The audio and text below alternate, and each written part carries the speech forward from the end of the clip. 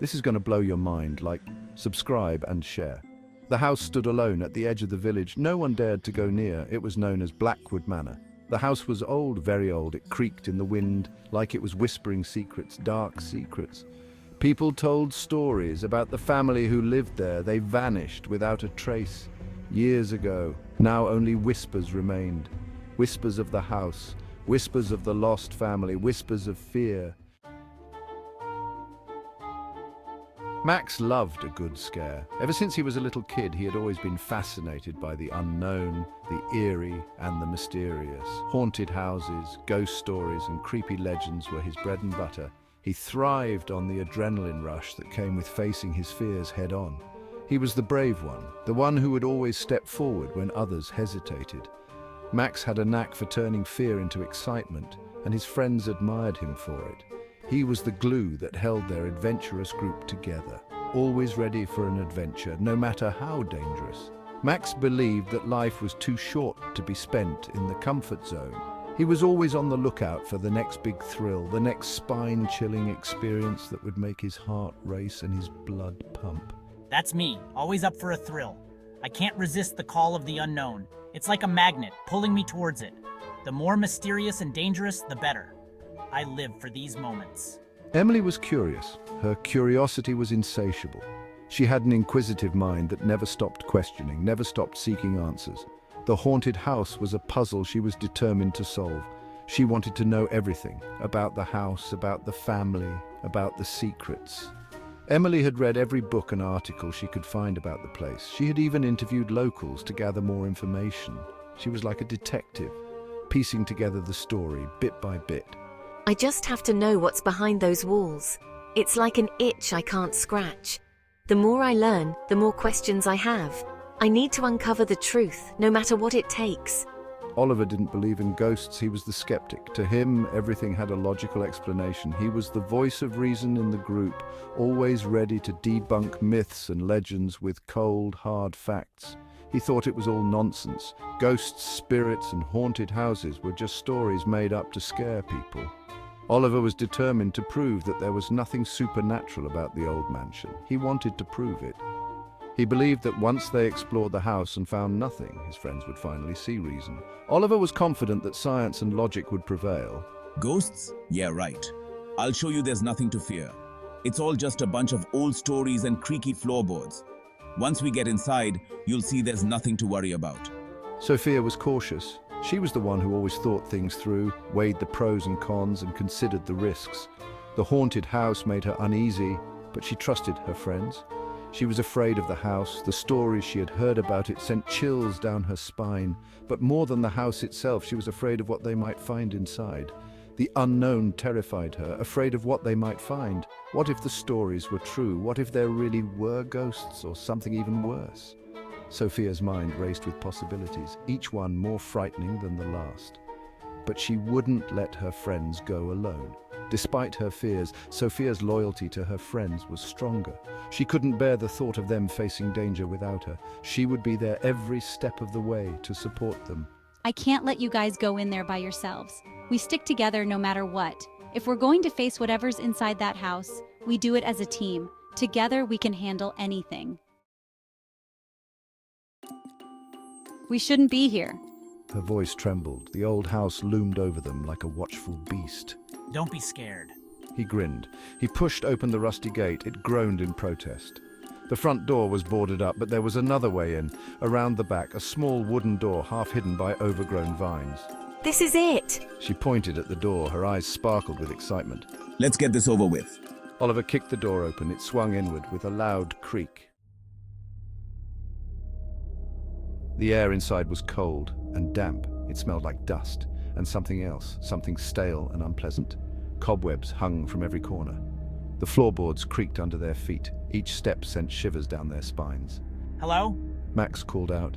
His voice echoed through the empty house. There was no answer, only silence. They moved deeper into the house.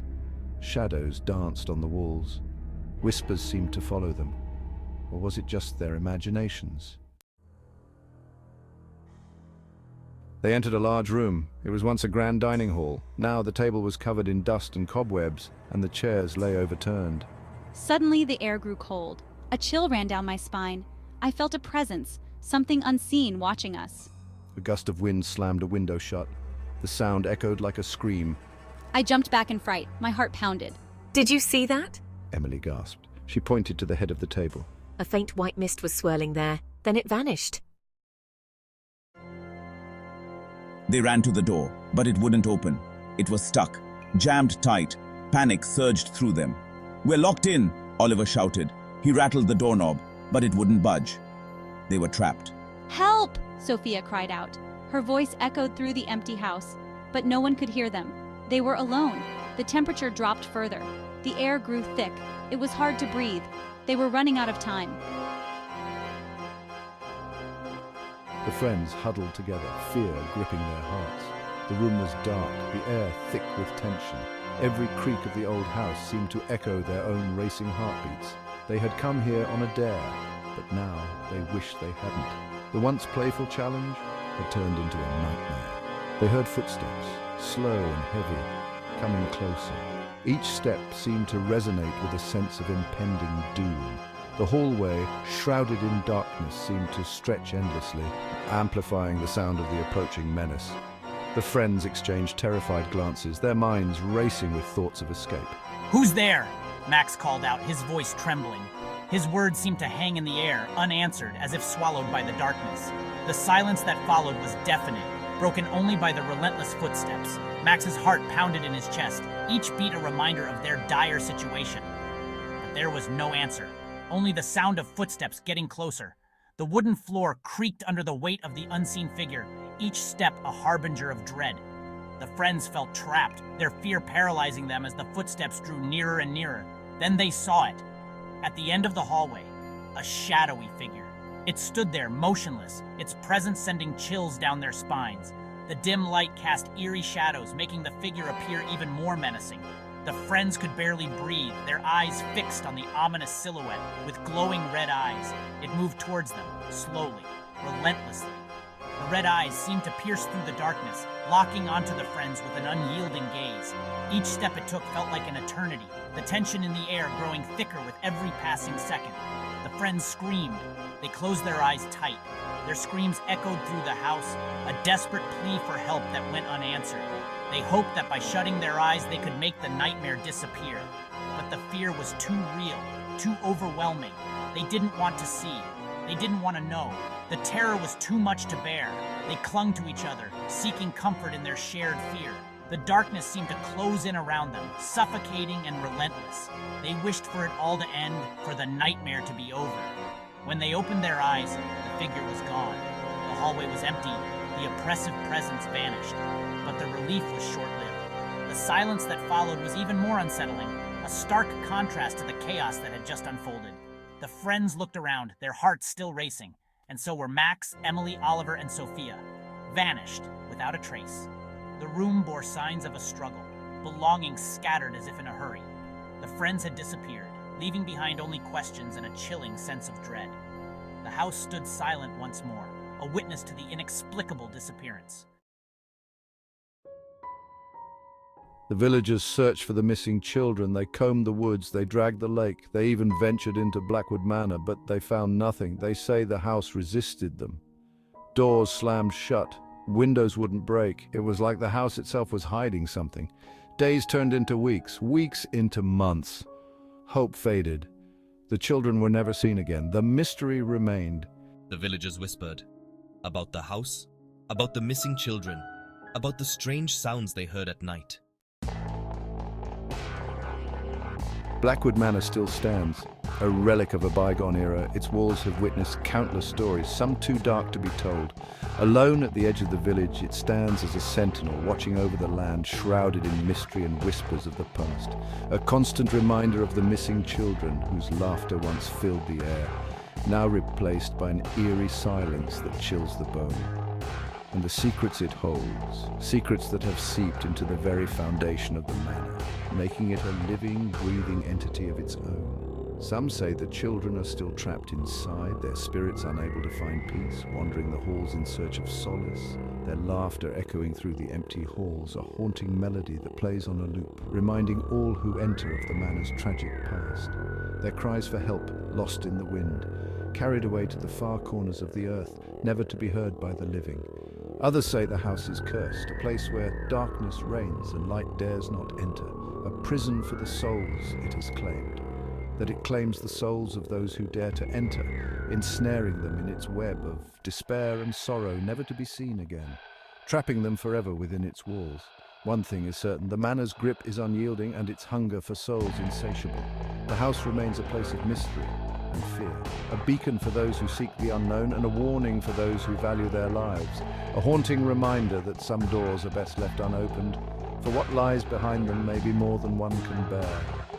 Some secrets are best left buried, hidden away from prying eyes, for the truth can be more terrifying than the unknown. Listen closely, can you hear them? The whispers of Blackwood Manor carried on the wind, a symphony of fear and despair. Whispers of the lost souls, calling out to the living, seeking release from their eternal torment, whispering your name, beckoning you to join them in the darkness. The flickering candlelight casts long shadows dancing on the walls as if the manor itself is alive, breathing, watching. In the old, dusty library, books filled with forgotten knowledge and untold stories line the shelves, their pages whispering secrets of the past. The creaking staircase groans under the weight of unseen footsteps, each step a reminder of those who have walked these halls before. Moonlight streams through broken windows, casting an eerie glow that illuminates the darkness, revealing glimpses of the manor's hidden horrors. The old rusted gate stands as the final barrier between the outside world and the manor's dark embrace, an overgrown path leading to its foreboding entrance. In the mirror, a ghostly figure appears, a reflection of the manor's haunted past, a reminder that some spirits never truly leave. Beyond the manor lies an old forgotten graveyard, tombstones covered in moss, marking the final resting place of those who once called Blackwood Manor home. As the eerie fog rolls in and dark clouds gather, the manor stands as a testament to the passage of time, a monument to the souls it has claimed. The old tattered curtains blow in the wind, revealing an empty room that once held life and laughter, now a hollow shell of its former self. Ghostly handprints appear on dusty windows, and eerie shadows move as if the manor itself is reaching out, trying to communicate with the living. An old broken clock stands as a symbol of time standing still, a reminder that within Blackwood Manor the past and present are forever intertwined. Blackwood Manor remains a place of mystery and fear, a haunting reminder of the past, and a warning to those who dare to uncover its secrets. Listen closely, and you may hear the whispers of the lost souls calling out to you, beckoning you to join them in the darkness.